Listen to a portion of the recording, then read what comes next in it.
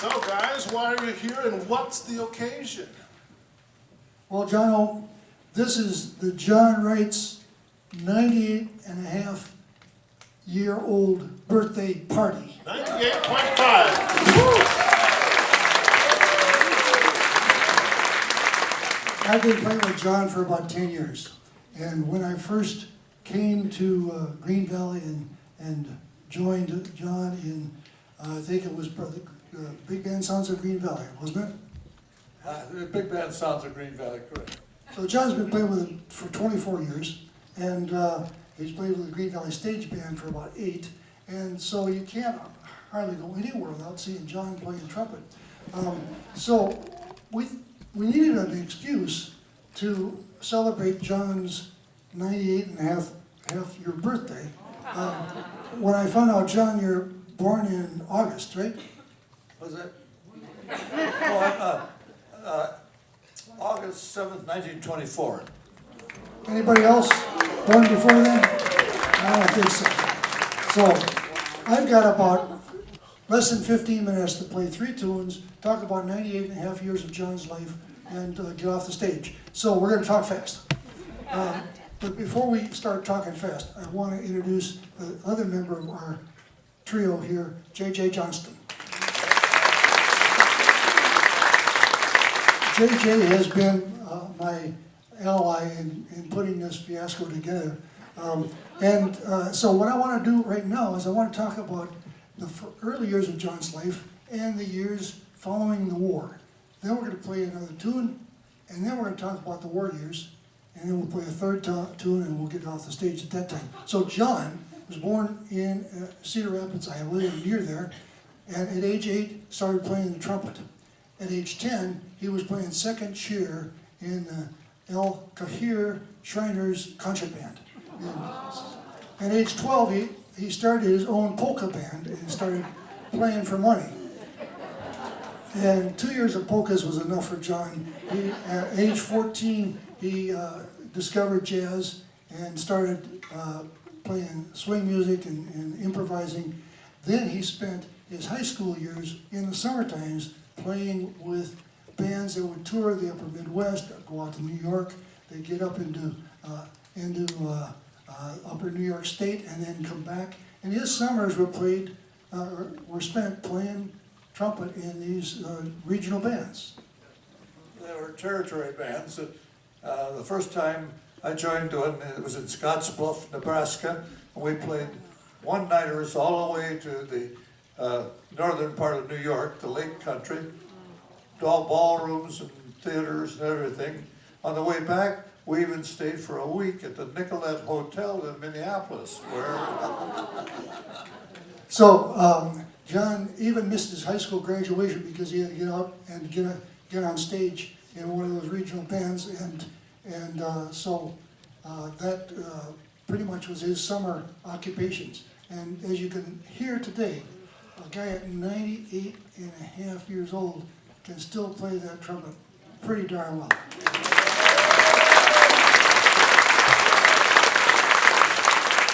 Under the Queen's past, when John came back from the war, he got a degree in biology, he got a master's degree in music composition, and then he got a job as a professor at Lewis and Clark College in Portland. Discovered really quick that he could earn more money playing music than he could as an academic. So he did that. He did that full-time. If you don't count the times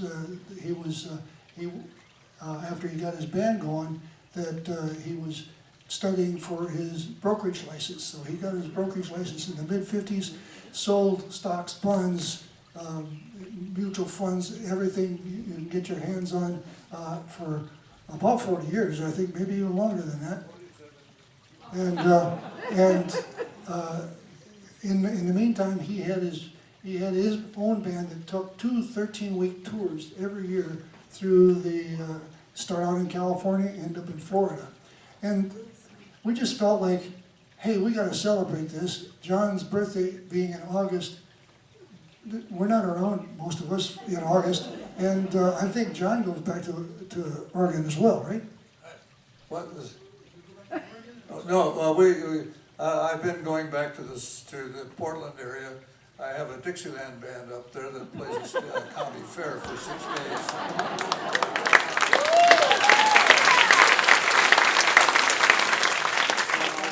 John is still the treasurer of the Big Band Sounds band because he can make the numbers add and subtract. Many of us musicians don't know how to do that. So we're gonna hit the Dancing on the Ceiling, another tune that was originally a nice romantic slow tune about a guy who comes home and he can't fall asleep.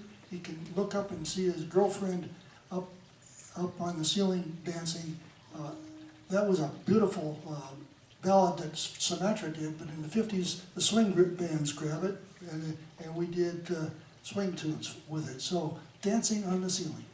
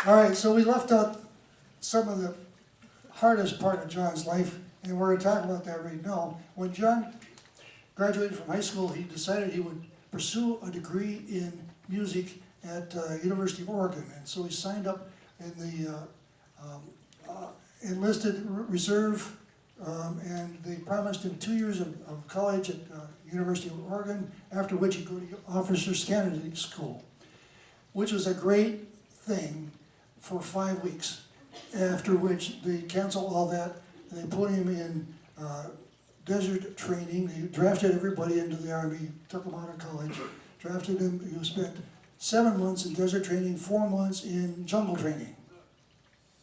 4 months in desert training, 7 months in jungle training in the Okefenokee swamp. Then they put him on a boat and sent him to fight in the Battle of the Bulge. His boat was torpedoed, and he lost 40% of his shipmates. But John survived, obviously, quite well. He then spent the next 5 months fighting in France, Germany, and Austria during the Battle of the Bulge. He was awarded the Bronze Star and the French Legion of Honor.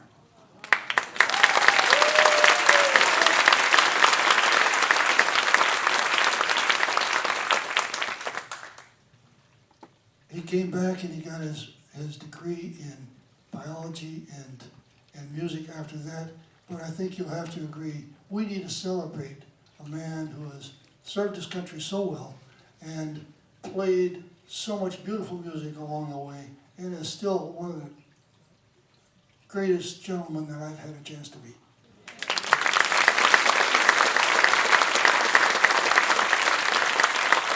All right, so John, we got a couple other things we need to do.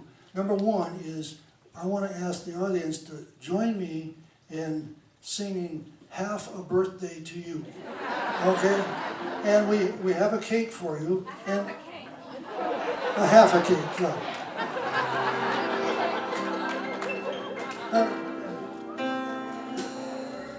Half a birthday. Oh, wait a second. We've got some of John's friends who couldn't buy tickets couldn't get tickets, but they're out here and they said they would join us to sing and to help us play the last tune. Okay?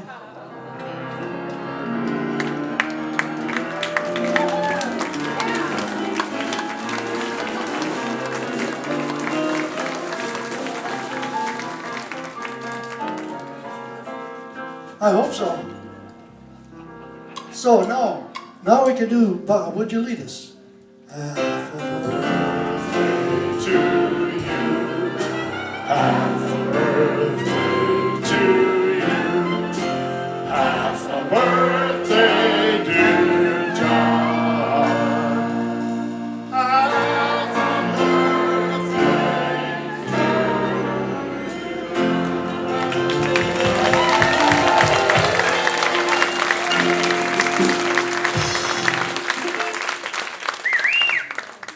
We're going to force John to play one more solo here on Route 66. After John's solo, we're going to see who else wants to play something, but it's every man for himself, so Route 66.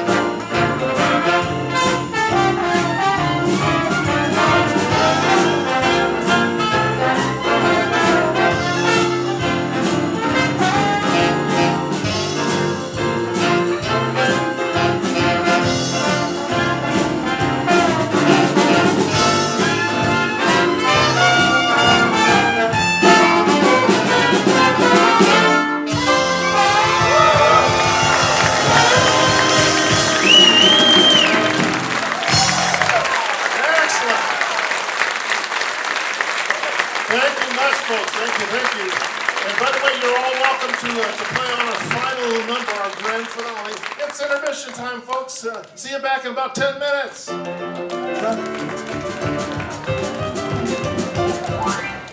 John and his wife Carol will be out in the lobby if you'd like to have a chance to chat with them. They have chairs out there, we have for them, so see them out there.